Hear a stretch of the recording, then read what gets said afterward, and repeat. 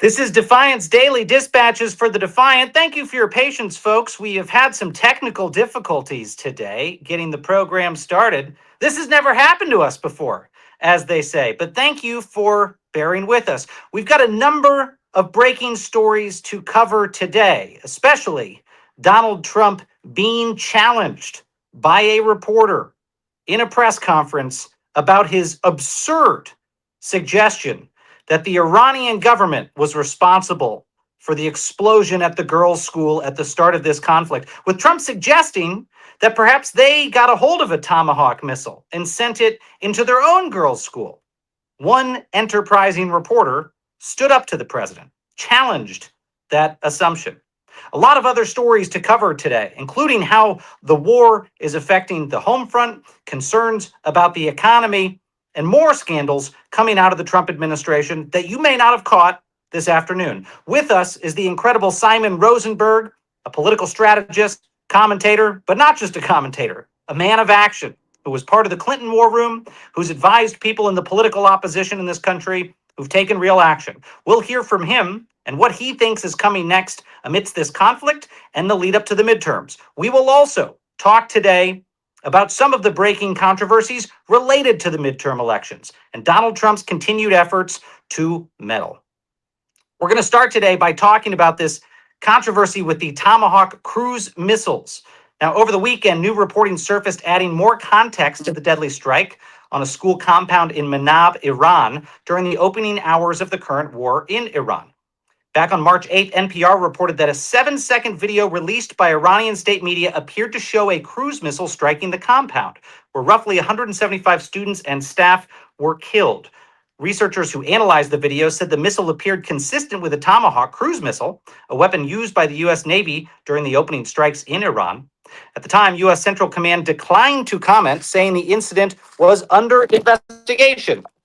But there we go. See, folks, you get to live the technical difficulties with us. I'm going to bring in my Defiance.org co-founder, Xander Schultz. Xander, come on into the conversation here and help me finish this story. All right. They call me Defiance's Walter Cronkite. That's my new nickname. I'm back. I'm on the case, Miles.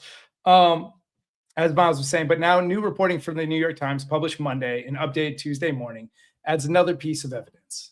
Photos posted by Iran's state broadcaster show mangled missile fragments recovered near the destroyed school. According to a New York Times analysis, several of those fragments contain markings tied to U.S. defense contractors and appear to be components from a Tomahawk cruise missile manufactured in 2014 or later. The Pentagon has confirmed Tomahawk missiles were launched by U.S. Navy ships along Iran's southern coast on February 28th, the same day the school was struck. However, investigators say it's still unclear where the fragments were recovered or whether they definitively came from the strike that hit the school. President Trump has suggested Iran may have been responsible, claiming the country could possess Tomahawk missiles. But according to the report, Iran does not operate Tomahawk missiles, which are controlled by the United States and a small group of allied nations. So when President Trump suggested Iran may have carried out the strike using one, the claim didn't go unchallenged. At a press conference Monday night in Doral, Florida, a New York Times reporter confronted the president with the fact. Take a look. President, you just suggested that Iran somehow got its hands on a Tomahawk and bombed its own elementary school on the first day of the war. But you're the only person in your government saying this. Even your defense secretary wouldn't say that when he was asked, standing over your shoulder on your plane on Saturday. Why are you the only person saying this? Because I just don't know enough about it. I think it's something that I was told is under investigation. But Tomahawks are used by others, as you know. Numerous other nations have Tomahawks. They buy them from us. But I will certainly, whatever the report shows, I'm willing to live with that report. Yeah. So it's worth giving a shout out to New York Times reporter Sean McCreesh for doing what we hope journalists would do more frequently, which is present this lying administration with the facts when they try to lie to our face. So shout out to Sean McCreesh. The White House now maintains that the Tomahawk missiles attack is under investigation and will neither confirm nor deny it was in fact a U.S. weapon who took the lives of 165 to 180 civilians. But Trump wasn't the only one forced to walk back false information in the last 24 hours. Earlier today, Energy Secretary Chris Wright posted on social media that the U.S. Navy had successfully escorted an oil tanker through the Strait of Hormuz, suggesting the U.S. had already begun protecting commercial shipping in the region. But according to U.S. officials, that never happened.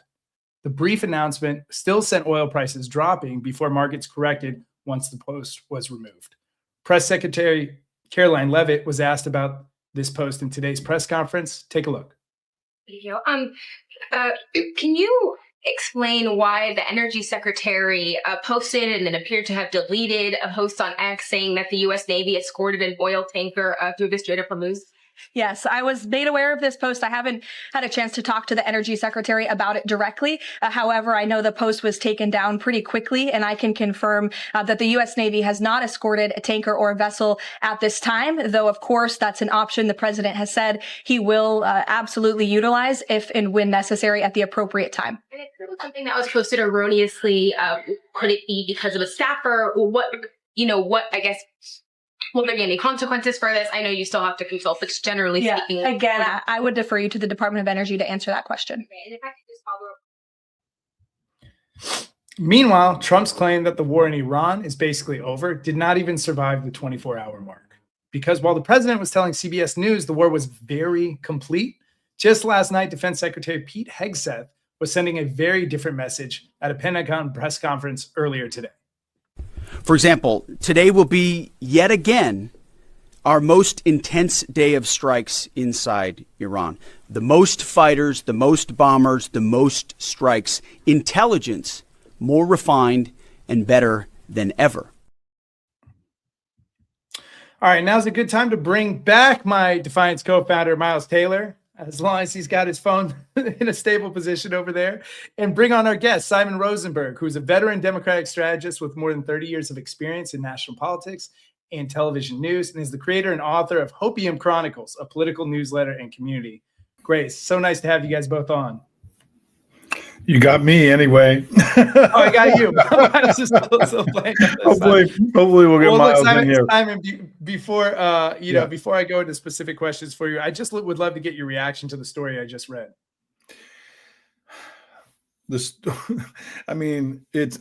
I can use flowery language, I think this every day is a shambolic shit show, as I call it, and it really is shocking how incoherent and confused and all over the place the administration is. I mean, we've never seen anything like this in modern American history about something that really matters and matters to the world. And so, yeah, we're all along for the ride here, trying to figure out what Trump and his team is doing. But what we do know today is that the country is very unhappy with what's happening here. And there is tremendous pressure being applied externally and even internally to wrap this up, to let oil markets come back to their normal place, because this is putting the Republican Party, which was already in a very weakened position in the midterm elections, in a far weaker position now. Yeah, I wanted to pick your brain as a strategist. One of the jarring things, as a everyday news consumer on the left, is seeing this incoherence and seeing it not have the effect you would expect it to have on the voting base, the broader voting base and Trump's electorate. What is the key, in your opinion, to breaking through this dangerous incoherence, as you put it, puts us all at risk, makes things more expensive, puts lives at risk? How do we make sure that lands with maybe not Trump's hardened MAGA base, but at least the kind of broader voting coalition that may have voted for Trump last cycle? I mean, look, I think the high water mark for Trump in any polling about the war so far is in the low 40s, meaning that, the New York Times had a graphic today that showing where all the wars since World War II have been at this point in the war. Many of them were at 70%, 80, 90% approval rating. Trump's at 41. And so, like all the other things that he's done, where he's been a strong man and tried to show that he was mighty and virile, and acted like an autocrat, these things have been immediately rejected by an overwhelming majority of the country. And so we should be heartened by that. I think that people I think the American people would like to have a president and not a dictator.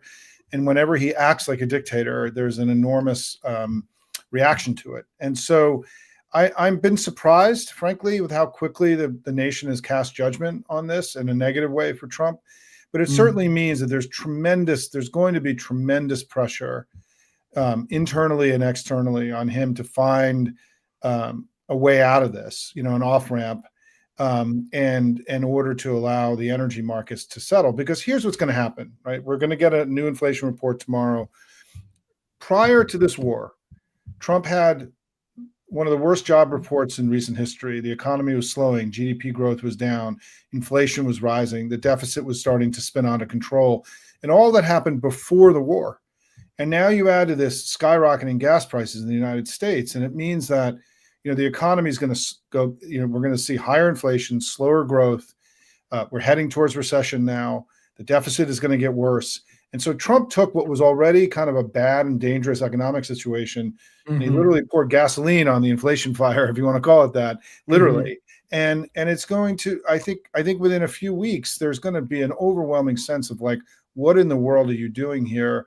You're not working with us. You're working against us as the American people, and we need a better path. So, Simon, attempting to rejoin you here, and thanks for bearing with us. Welcome All back, kinds of Miles. technical difficulties today because I went to go join our friend Nicole Wallace to talk about exactly this. And I'll tell you, I was on with Senator Chris Murphy. Yeah. And just a little bit ago, he broke some news. And just before he broke the news, which I'll mention in a second, he made a comment about exactly what you just said that stuck with me. He said, even if this war ends today, we still may be facing economic Armageddon. And Chris Murphy's not a guy known for hyperbole. He's pretty even-keeled about all of this stuff, but he has been shouting to the rooftops about what Donald Trump has been doing and the recklessness of it. And the reason he said it could be economic Armageddon is the obvious with inflation and prices, but that even if the war ends today, there is still a long period of time before you might see stability in the Strait of Hormuz, in the region. You might still see Iranian terrorist attacks. You're not going to see the threat go away overnight. The war could be over today for America, but it's not going to be over for Iran for weeks, months, and years to come. They will continue to target America and American interests. So I thought that was a powerful point, but I want to ask you about the second thing he said, Simon, because Chris Murphy had just walked out of a 2-hour congressional briefing with the administration on the war when he joined us. And he said in that briefing, the administration just told him and other senators that one of the objectives of the Iran conflict is not to take out its nuclear program. So I want to clarify that here for a second, because we've heard the president, the defense secretary, and others say one of the things they're going to do is really take out the nuclear program. And then people mocked them and said, well, I thought you already destroyed it. Well, now the administration is saying, no, that's not an objective, which led Nicole, Chris Murphy, everyone else on that panel to say, what the hell is happening here? What actually is this war about? Is it regime change? Is it the nuclear program? Is it short-range ballistic missiles? What is the purpose of this war? And the fact that we are 10 days in, Simon, without an answer to that suggests to me like it's going to be a forever political liability for the president, even if it's not a forever war. Yeah, look, as the senator said, gas prices have surged 60 cents in the last week and will stay high for a while. And when gas goes up, anything that's related to transportation, food, anything that has to move around also goes up. So it's a multiplier. It's not just isolated. And it also means things shipped from around the world, imported goods, are all going to go up significantly in price. So inflation was already moving in the wrong direction, and now it's going to be accelerated. But I think that the second thing that I just want to come back to, because the president has said repeatedly since the beginning of this that Venezuela was a model. And let's just unpack that for a second, right? This is something he's repeated now many, many times. Venezuela, they went in, they snatched Maduro, so they decapitated, which was strong and manly. And then the regime that was left played ball with him, and then Trump took the oil. And I still think that the most plausible explanation for what Trump thought was going to happen was exactly what happened in Venezuela, because he kept talking about, well, we've identified these people in the government that we're going to be able to negotiate with, but then we keep killing them, right? As if that he believed that they could get some compliant Iranian regime folks that they could pay off. They'll get a cut of the oil, whatever it is, whatever deal, illicit deal they cut in Venezuela. And of course, Miles, this is apples and oranges, right? The idea that you could look at Iran and think it looks anything like Venezuela is like the notion of a deluded, crazy old man. But it certainly seems as if what they want is that Trump wants the oil. And this is why there is some speculation that they're going to go invade the island. They're going to try to invade the ground troops that Chris Murphy also talked about, and Senator Blumenthal talked about, maybe to seize the export part, the refining part on that island off Iran. But yeah, I mean, there's just crazy confusion every day about what they're doing. I mean, you reported in the energy secretary mistakenly placing that they had gotten something through the Straits of Hormuz. I mean, this is just an extraordinary global embarrassment for the United States. The Gulf Arab partners, his business partners, are incredibly angry at what's happened. You saw the Saudis today on the front page of the FT said if this goes on much longer, it will be an economic catastrophe for the world. And so our hope has to be that we keep putting pressure on Trump to find some kind of ungraceful exit, because nothing he does has grace, and that we can start putting the world and the United States back together after what has been a reckless and flawed. And my line I've been using today is, this feels Epstein desperate, right? Like there's a desperation around this that feels, and sort of a lack of preparedness that feels like they were really desperate, that they needed to shake up our domestic politics because everything here was breaking against him and going in the wrong direction. Simon, how do you think that the Democrats and the political opposition here best sees this moment? We heard what Chris Murphy was out there talking about, and hammering affordability, saying like even if they make all the right moves from here on out, they might have caused too much damage already. Yeah. What put on your strategist hat, and you're now advising everyone running in opposition of MAGA. What's your advice to them? Yeah, I think we have to be more confident that we've got a lot of running room here to be unbelievably aggressive in attacking the regime and for what they've done. What they've done in terms of foreign policy, his autocratic desires, his mismanagement of the economy, his destruction of our healthcare system. And remember, the Republicans, the challenge the Republicans in Congress are going to have, because Trump's not going to be on the ballot, Trump has forced them in recent months to vote for the destruction of the American healthcare system and the attack on the healthcare system. They have voted for the ICE terror regime, which is now unbelievably unpopular. They voted for the war, and they have voted for the tariffs. So they're on record voting for all of these things. And so when we build our campaigns, we have a lot to work with here, right? Because the individual candidates for the House and the Senate, at least the incumbents, will have all taken these terrible votes to back these failed and reckless policies that have done so much harm to America and the world. And so I think they're in deep shit. I mean, to be honest, if this is a free and fair election, we've been winning, elections and overperforming in elections all over the country. We had another good night last week in North Carolina and in Arkansas and in Texas. And I think that the biggest thing, and I think you guys, would probably sympathize with this, is that Democrats just have to feel like the wind is at their back and be far more aggressive, I think, in going after Trump in every way. Look, let's just be clear. We not only have not given in to funding ICE and DHS because we've made these reasonable demands about reforming an out-of-control agency. That was a big step forward for the Democratic leadership in confronting and challenging Trump. We just then moved a war powers vote within days of the war. That was also ambitious and aggressive. And it's that kind of being on the front foot, being aggressive, fighting for the American people, being proud patriots in a time of enormous challenge that we need to see more of, because I think we get rewarded from voters when we're seeing fighting for them against this out of control regime. Simon, Chris Murphy made another point that I want to ask you about, is he was talking about the Homeland Security implications. And right now, the Department of Homeland Security is shut down. And the Republicans, and the White House in particular, have tried to pin this on Democrats and said they won't cave in their demands.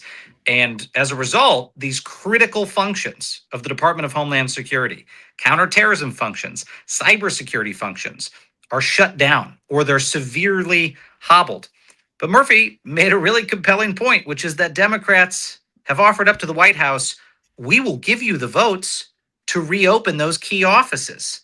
Yeah. We'll give you the votes to reopen CISA that plays cyber defense here in the United States. We'll give you the votes to make sure that core counterterrorism functions are in place. The White House is balked. So the White House is holding these bureaucracies hostage. Besides the Republican Party's in control of all three chambers of Congress, it's up to them to actually pass a budget that can succeed. It's not the Democrats holding the government hostage. But this continues to strike me as one of the most reckless things about this overall is the president took us to war, knowing his Department of Homeland Security was partly shut down.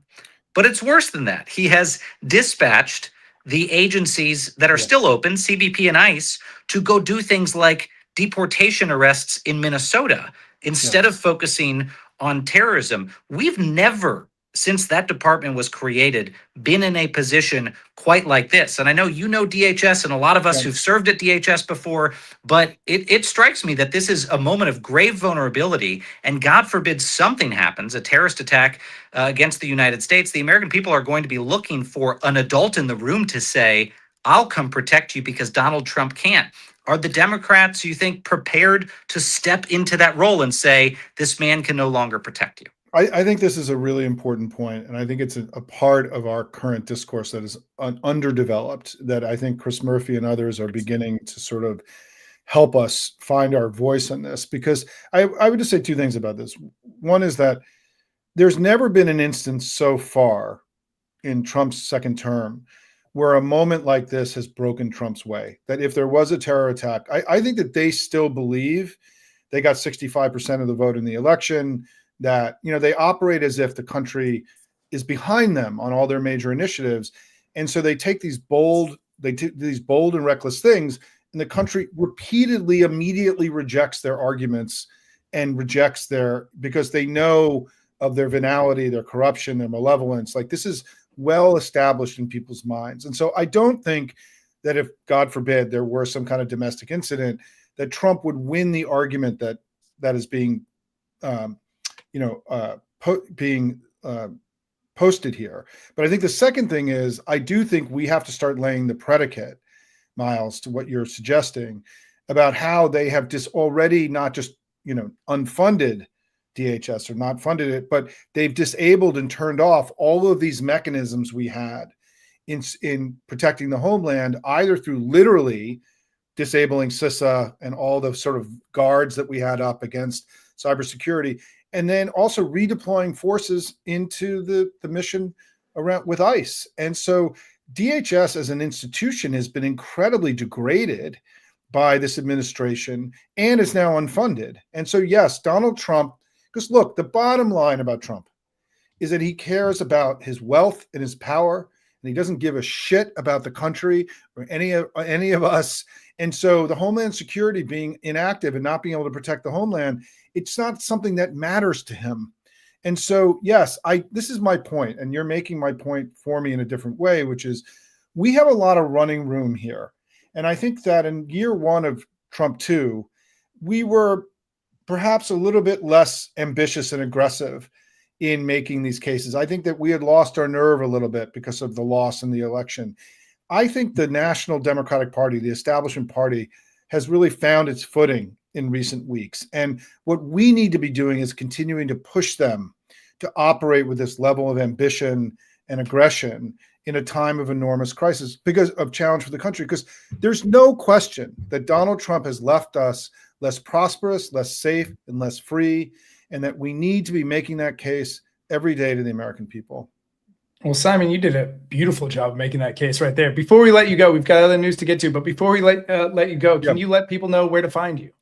Yeah, and it's great to be with you guys, by the way. Thank you for the amazing work that you do. And I'm a little bit older than Miles. Someday I hope I can have hair like his again, because it's yes, pretty amazing. Thanks for the close-up, Miles. Is that I'm at a he's angling for his sponsorship deal. I know from a conditioner company. I know. Well, he just came Maybe he's born with it. I don't know. He just came off MS now, But listen, I run a community and a newsletter called Hopium Chronicles. We're based on Substack. Most of our content is free and open. Come check us out. We publish 7 days a week and do lots of cool events like this too. And so just come on over. The water's warm over at Hopium Chronicles. And thanks, guys, for the good work that you do here every day. Thank you, Simon. I'll emphasize Hopium Chronicles is a killer follow. I hope everyone in the Defiance community goes and follows Simon. Simon, I hope you'll come back, even though you've joined us for our catastrophic program. This program is sponsored by Corner Bakery. Everything that's gone wrong today is because of Corner Bakery. Yeah, we're at our best when it's more improvisational. It's a good time. Thank you, Simon. Thank you. See you, my friend. I'm going to move us into our second story here. Let's hit that second story, Xander. Let's do it. Let's hit it. While Trump continues to drag our country through war times, he has his sights set on rigging the midterms. Over the weekend, President Donald Trump said he will refuse to sign other legislation until Congress passes the Save America Act. But he's also demanding that lawmakers rewrite the bill to include several unrelated provisions. In a social media post, Trump called for adding voter ID requirements, new restrictions on mail-in ballots, and provisions targeting transgender athletes and gender-affirming care for minors. Trump repeated his demands Monday while addressing House Republicans and donors at the GOP retreat in Miami, urging Speaker Mike Johnson to draft a new version of the bill with those additions. While the Save America Act itself already passed the House in February, these additions create a bigger uphill battle for it to pass in the Senate, maybe because gender-affirming care has nothing to do with voting. Senate Majority Leader John Thune said Monday that the Senate can only consider the version of the House already passed, meaning the House would have to send over an entirely new bill, but the White House is not backing down. During Tuesday's briefing, Press Secretary Caroline Leavitt confirmed the administration still wants to attach provisions targeting gender-affirming care for transgender youth to the elections bill, which raises a bigger question about what the strategy here really is, because expanding the bill with the culture war provisions could make it even harder to pass the Senate, but also allows Trump to frame the fight around MAGA priorities as the midterms approach. And Trump himself gave a clear window into that thinking Monday night while speaking in Doral, Florida, when he argued the bill would lock in Republican victories for decades. They're doing everything possible because they know if we get this, they probably won't win an election for 50 years, okay? And maybe longer. And they're going to fight like hell. All right. For a reaction to this, I'm bringing back in my mobile co-founder, Miles Taylor. Miles, welcome back, my friend. Oh, and we've got the nice angle, the grandpa angle. We're back. This is going to go down in history, Xander, as one of our most important episodes that we've ever done. Clearly, we're breaking major ground here today, and production value is off the charts. If Mercedes is still with us by the end of this episode, we've done something extraordinary. If our legacy media could never pull this off. All right. They could never do it. They would just have to shut down for the day. Go ahead. Going back to the story, brilliant strategic move for Trump to add gender-affirming care to his voting rights bill. What do you think? Here's the actual thing. I cannot figure out why they would possibly do this. Seriously, I can't even think of the backwards nefarious reason that they would do it, because all they've done is make it harder for them to get some of the votes they need.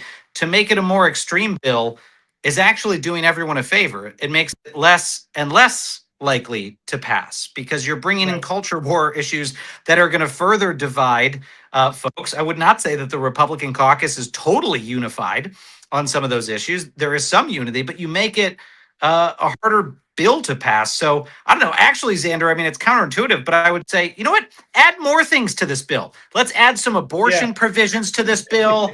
Let's take away some farm subsidies. Let's add some new tariffs on the American people. Sink this thing like the Titanic, because that's what they seem like they're trying to do, which would be great, because this bill is genuinely one of the most dangerous pieces of legislation to ever sit in front of the United States Congress. I don't say that with exaggeration. I don't think folks get it because, you know, otherwise moderate Americans want to believe, well, you know, we should have some sort of protections to keep people from fraudulently voting. And maybe there are good intentions here. If those were your intentions, you would not write a bill like this that makes it so hard for American citizens who've been here their whole lives to go and exercise their most fundamental democratic right. This is deliberately, from start to finish, designed as a voter suppression bill. And if those words don't mean anything to you, then what you need to hear is that Donald Trump's Republican Party wants to take away one of your most fundamental rights.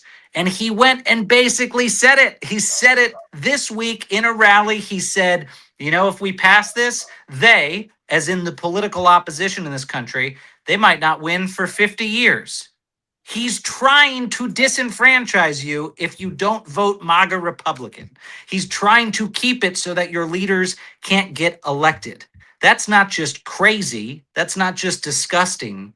That's lawless. That is illegal. That is unconstitutional. And if Xander had his magic piece of paper close by, I think it's also an impeachment alert type of action to pass that sort of legislation. Now, I'll say this. If they manage to cobble together the votes to get something like the SAVE Act over the goal line, you can bet your ass that thing is getting sued straight into the courts before the ink is even dry on the president's pen. And I mean that literally. The lawsuits will be filed right away, and this thing ends up in the Supreme Court. But we don't want to leave our vote in this country to chance. We don't want to leave it to 5 of 9 justices breaking in the direction of the Constitution. That's why we got to keep this thing from being passed in the first place. And it's one of the reasons, Xander, at defiance.org, we have been putting so much time and effort and resources toward protecting the midterm elections, including calling out members of Congress who don't have the courage to stand up against this.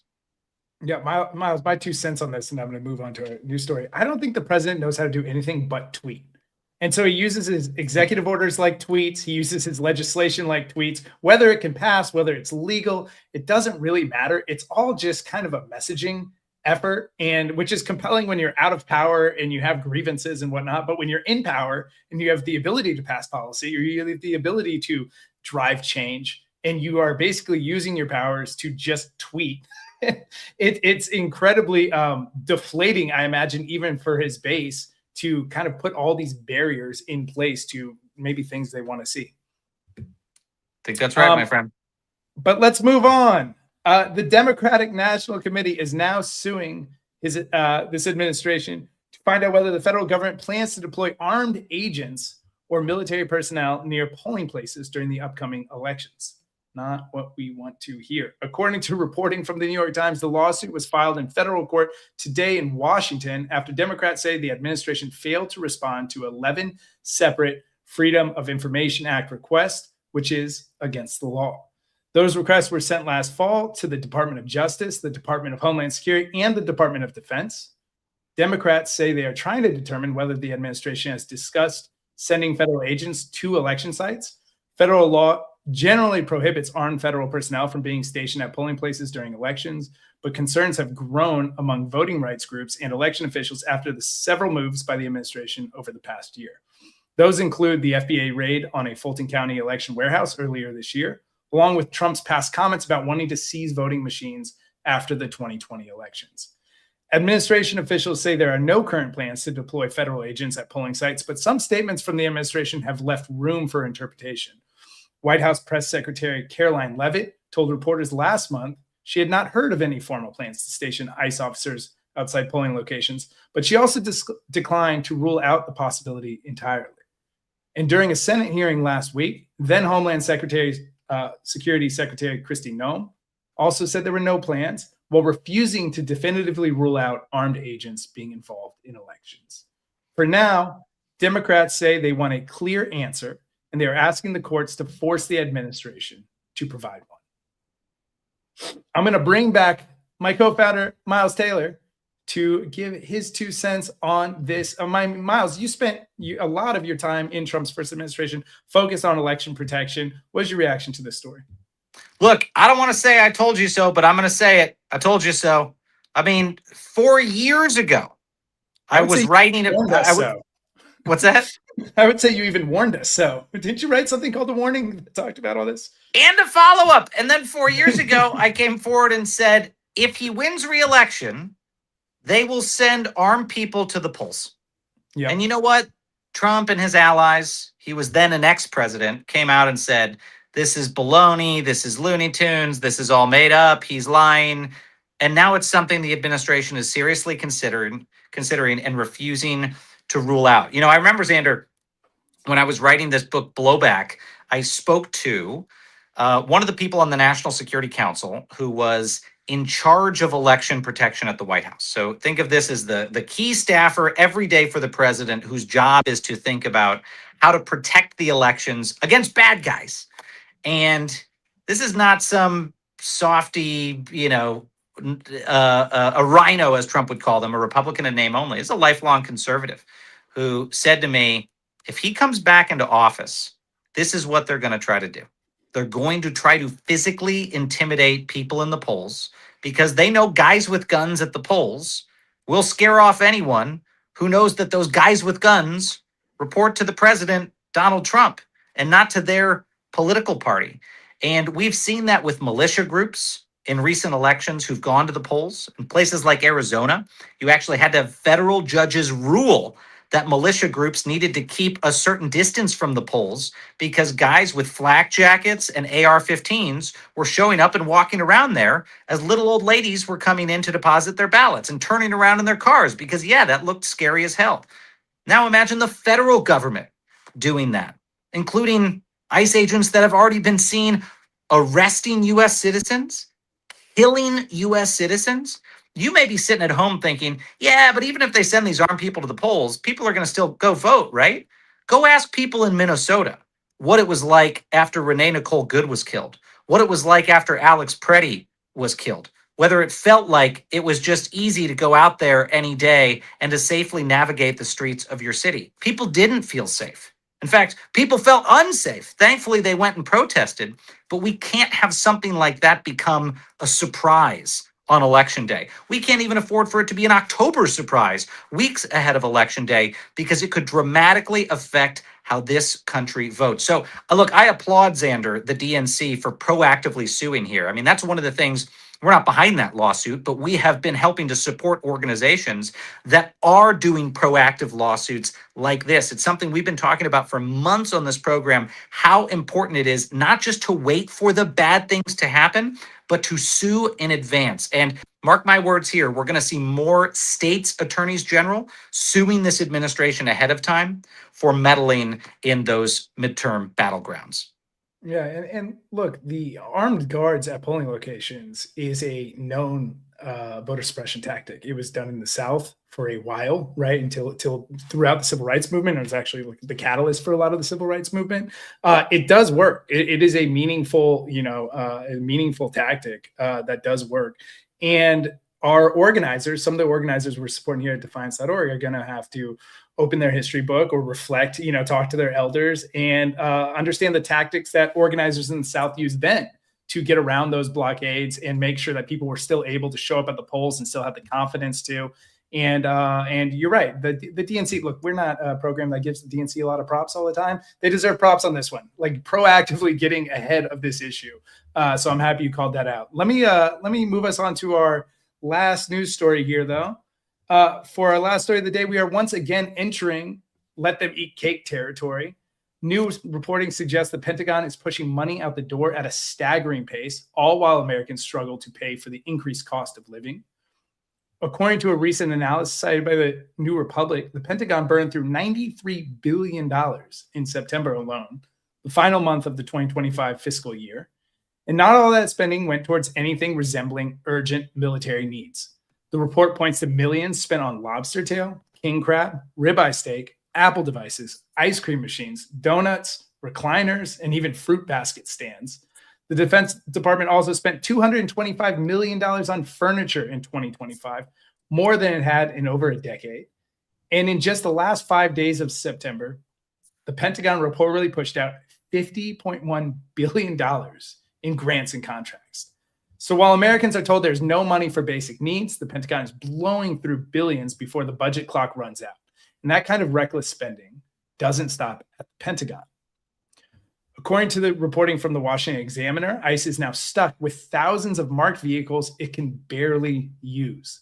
The vehicles were ordered under former ICE Deputy Director Madison Sheehan, a Kristi Noem ally, and wrapped with giant ICE logos and branding. The problem is that ICE officers typically use unmarked vehicles for enforcement operations, both to avoid detection and to protect officer identities. And so now, according to the report, many of the new vehicles are being stored away in garages or limited to basic custodial pickups.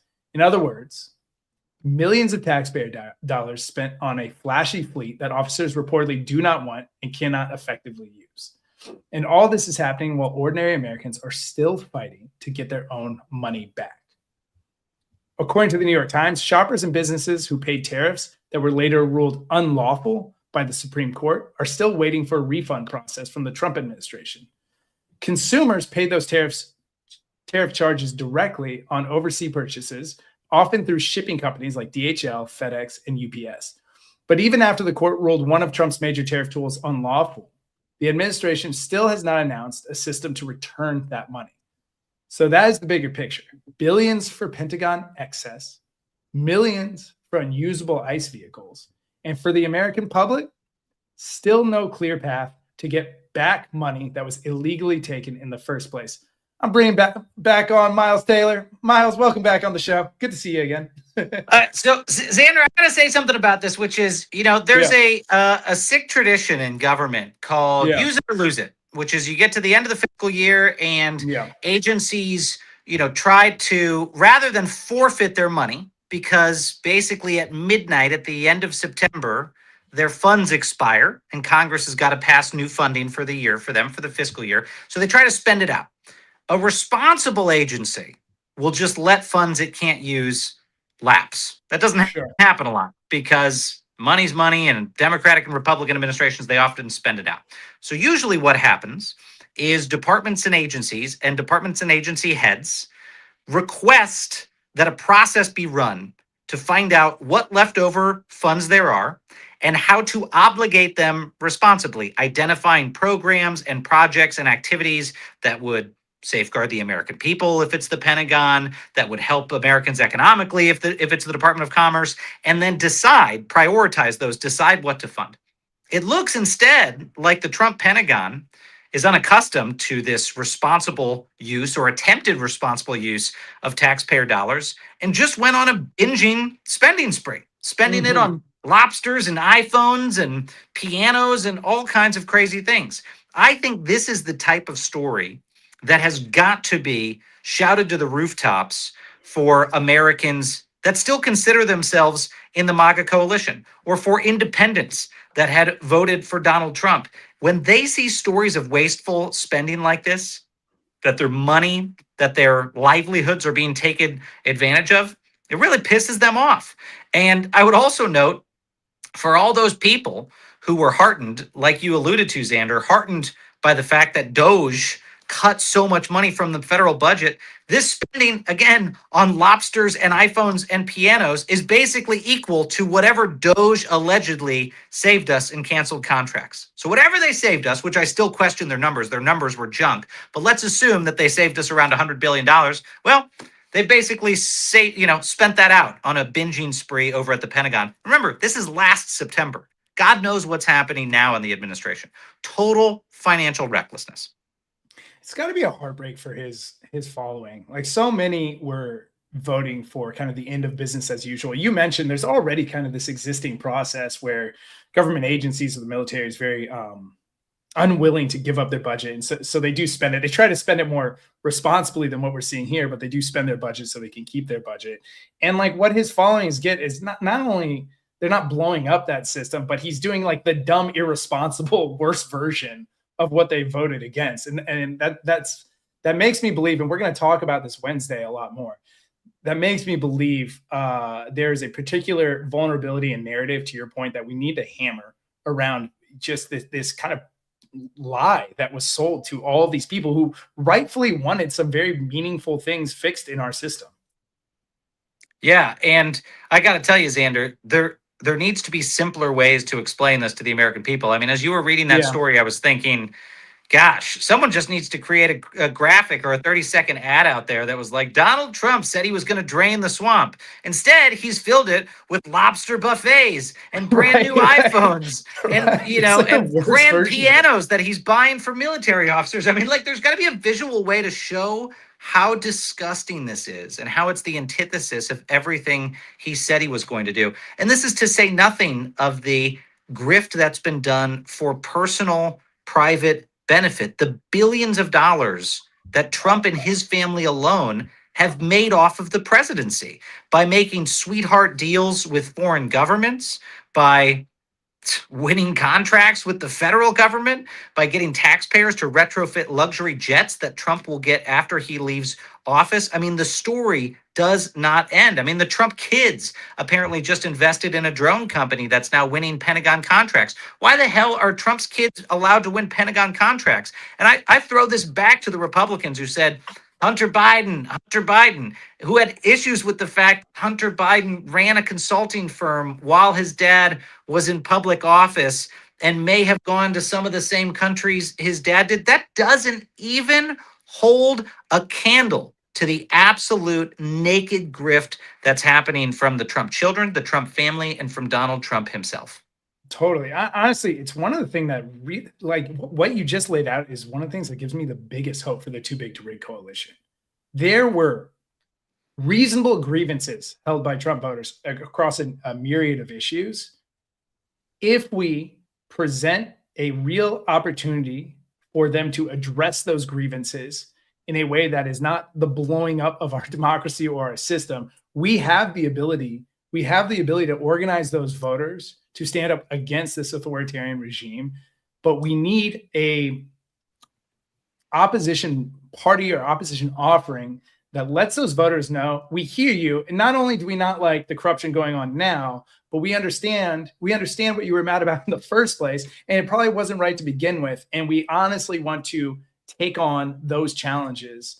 And so we just gave the DNC props. If I want to give them a little more guidance, it is that humility and recognition that the American people need to see, and a real dedication to attacking Washington corruption in all of the ways in order to unlock that coalition fully away from Trump and towards a coalition that actually solves problems while not blowing up our whole system.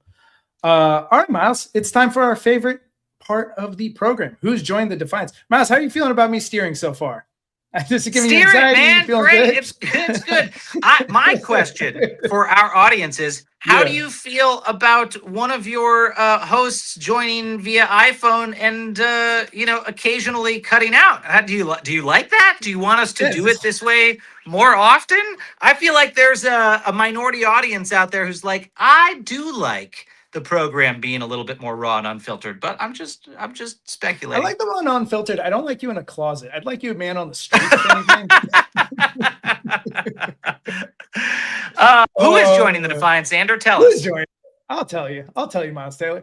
While the White House blows through taxpayer dollars while dragging them into an unnecessary war that is increasing prices, I say with a smile on my face, sorry, rough transition, are hoping that Americans and supporters don't notice. Well, for one MAGA supporter, he hit a breaking point at the gas pump. As a warning, this clip contains profanity, so earmuffs for all the children that are watching.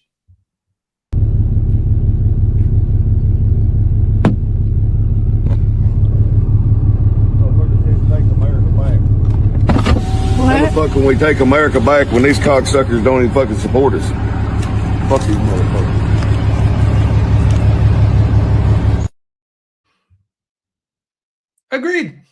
Agreed. I mean, but Miles, you and I talked about this. This was a challenging conversation. I think we were on our coffee when we were talking about this at first. The need for Americans, to your point about like making the case plainly, the need for Americans to feel the acute pain of the irresponsible and terrifying decisions of the Trump administration. It is not good. Anyone being in pain, any normal person being in pain and financial pain, suffering in any way, it's not good. This is a utilitarian argument that it might be a necessary step to transition us away from where this regime is trying to steer us, which is a future littered with pain. And so we're starting to see that with this conflict and its impact. Yeah, look, you don't want to see it happen to people, but it may be the only thing that can wake this country up. I mean, if we look back into history at points in which a sufficient amount of a repressed population mobilized to stand up against an authoritarian regime, typically has to do with economics. It typically has to do with people feeling like they're screwed over and that they cannot survive. I don't want that for people, but that may be the thing that wakes them up. And what Donald Trump has done with tariffs, what Donald Trump has done in Iran, is all but guaranteeing that the defiance in this country will keep growing and growing and growing. And not just in the lead up to the midterms, in the lead up to whatever craziness Donald Trump has planned for 2028. Let's not forget, this is a president who multiple times in the past year has talked about a third term, has fantasized openly about staying in office. And by the way, tried to prevent the peaceful transfer of power before. We cannot have hope that this guy is just going to leave and go quietly into the night after his term of office is done. And so that's going to mean Americans need to be riled up to protect their democracy in a way that they have never been before, or at least that no living generation has ever seen before. And it may be their pocketbooks that wake them up the most, Xander. Yeah, and look, I'm not trying to disparage this guy. Like the average American is struggling with poverty. The average American can't come up with $1,000. So to vote your pocketbook and seeing your economic future and prospects dwindle over, call it the last 30, 40 years in many parts of America, and voting for someone to shake it up. I imagine, Miles, in many ways, the Trump vote for a lot of those guys was an effort to save their democracy, to protect their future, et cetera, in desperation. And they're just seeing that essentially Trump is a charlatan that wasn't interested at the end of the day in their well-being or their economic prospects, and was more kind of using their grievances to gain power. And so really to have a functioning democracy, I think not only do we need to move past this moment, but we need to find a way for Americans to be struggling less so they can be engaged in our, as a citizen, to have the time to engage as a citizen, to not be so exhausted that they can read up on issues, that they can understand issues. And so for me, you know, when I see this guy and I think about this story of someone who kind of pinned his hopes on a person that said he would make it better, I feel for him. And I really want not only for us to, you know, have him join our coalition to help defeat this authoritarian, but really dedicate ourselves to making sure that that guy lives in a future where he has time to be civically engaged, where he's not struggling so economically he has to throw Hail Mary votes out there once a cycle. And we can just do a lot better. And I hope we do as we move past this moment, assuming we do move past this moment. All right, Miles, I want to go ahead. Yeah, let me get your reflection. Oh, yeah, let's go to some questions. Let's go to some questions.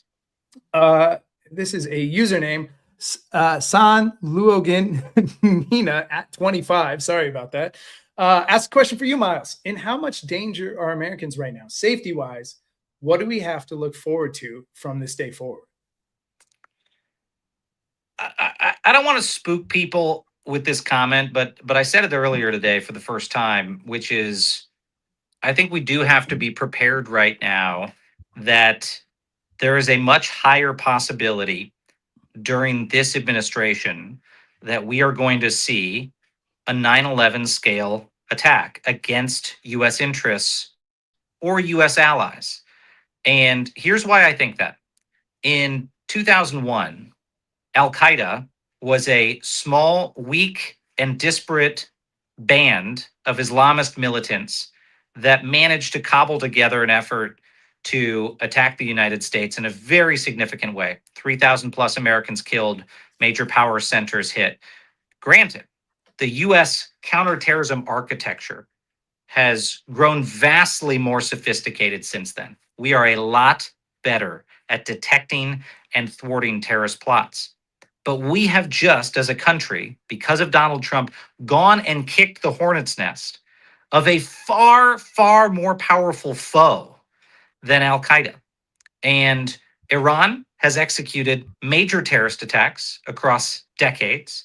They have planned for this type of eventuality where the survival of the regime is at stake. And you can bet your ass that right now they are looking at what you would call asymmetric ways, not direct military confrontation, but acts of terrorism to retaliate against the United States.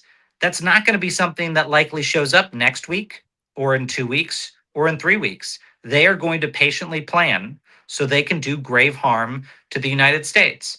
Now, I don't think that means people need to change everything about their daily lives.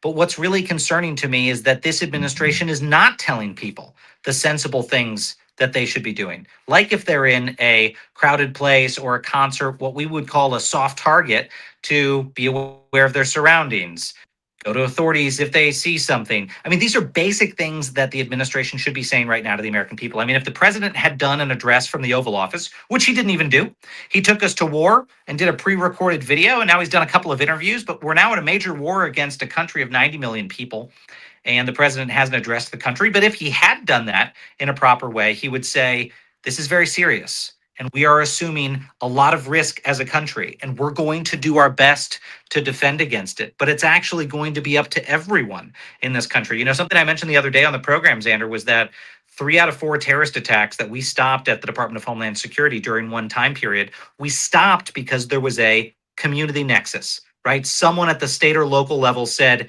hey, there's something suspicious here, which led to an investigation, which led to a plot stopped. We cannot just count on the federal government to stop these things. And what's worse is that the Trump administration has diverted a lot of those sophisticated counterterrorism resources that we built after 9/11 to other things. He came into office saying, I'm going to go send those assets to do deportation. I'm going to go send counterterrorism teams at the U.S. Customs and Border Protection to go pick up young students at Columbia University to deport them. I'm going to go send them to do other work instead of the critical work of tracking these threat actors. And then today, just before we came on the air, Xander, Carol Leonnig at MS Now posted a story that people at the FBI are calling what has happened over there the equivalent of institutional decapitation when it comes to protecting against the Iranian threat. They have fired multiple agents that work counterterrorism and counterintelligence investigations against Iran. Why? Because they were involved in the investigations against Donald Trump in the past. Those people have been fired from the FBI. These are the people that can prevent these things. That's really scary to me. So look, in short, I would say we should be very concerned, and we should demand that our leaders do something about it. And certainly that's not going to get Donald Trump's attention, but I'll be damned if people aren't reaching out to their members of Congress and saying, this is not okay. Very bad things could happen, and you need to put the pressure on this administration to stop it.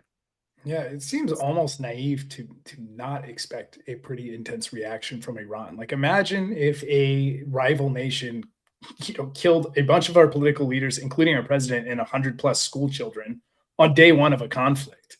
You wouldn't even call our response like terrorism at that point. It's just sometimes there's this American exceptionalism to the way we move in the world. Of course, there will at least be an attempt to respond to an action taken like that against the nation.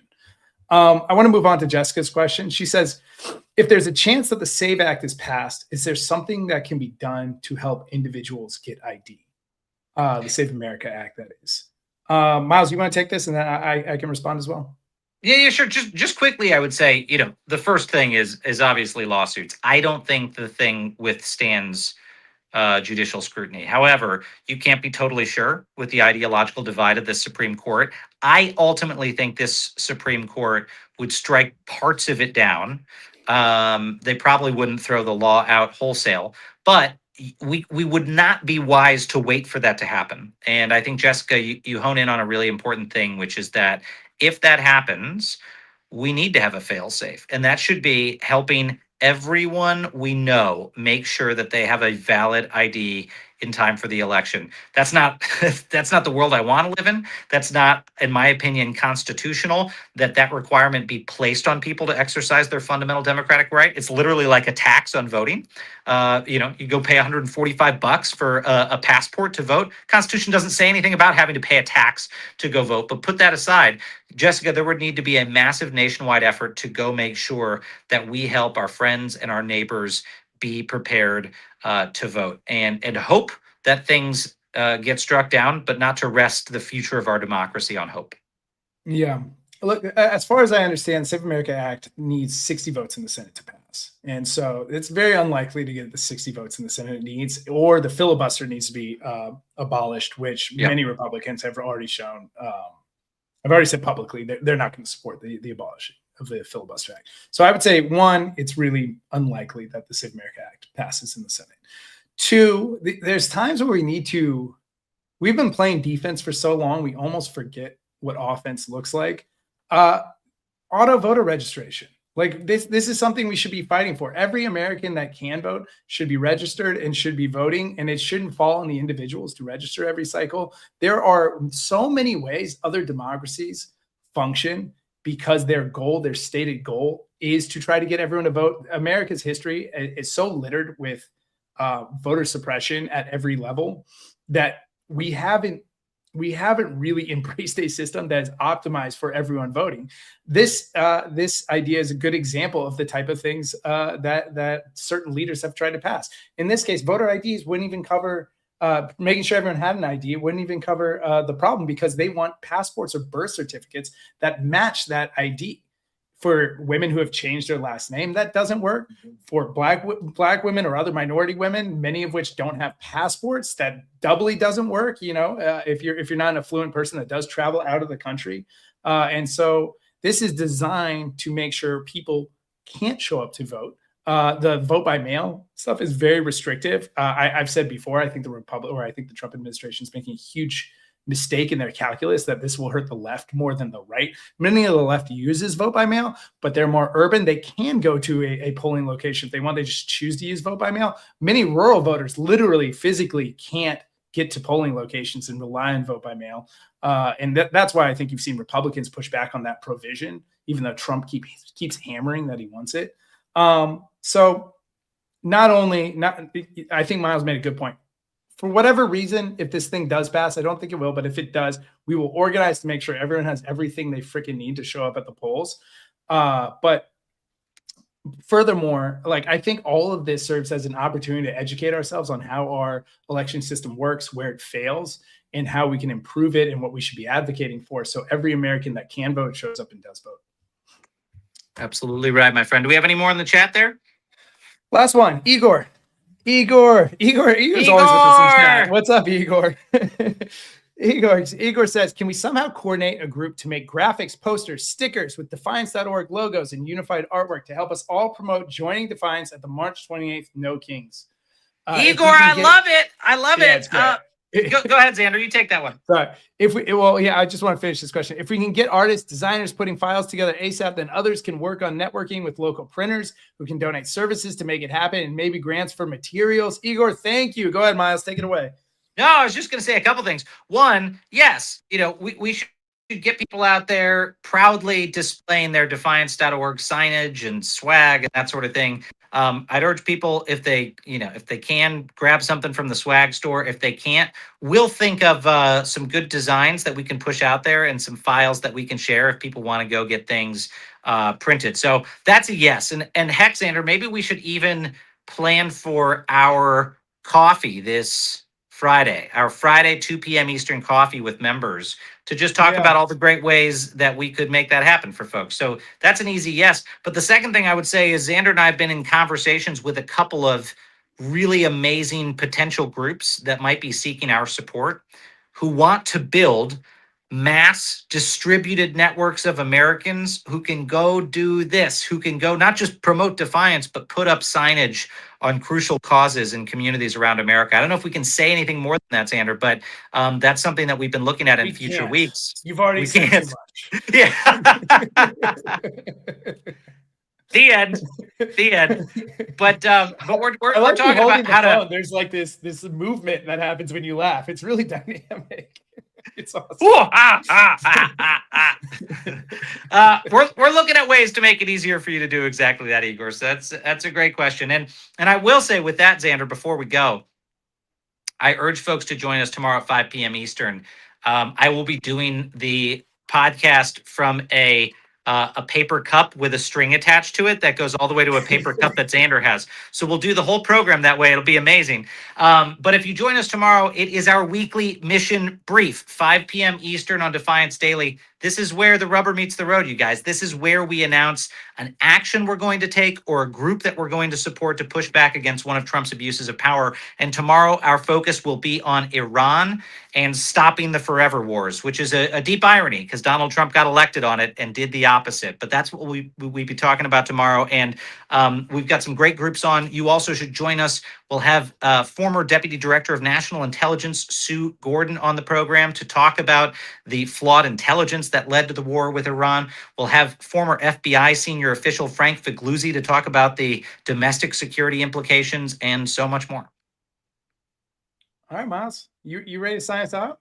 We made Well, it. guys, thanks for bearing with us today. Thank you for bearing with our technical difficulties to allow me to join our friend Nicole Wallace to talk about the threat. Tomorrow, we've got a very robust program to talk about Iran and what we're going to do about it. And so I will just say in the meantime, friends, as we always say, stay loud, stay brave, and stay together. We'll see you tomorrow.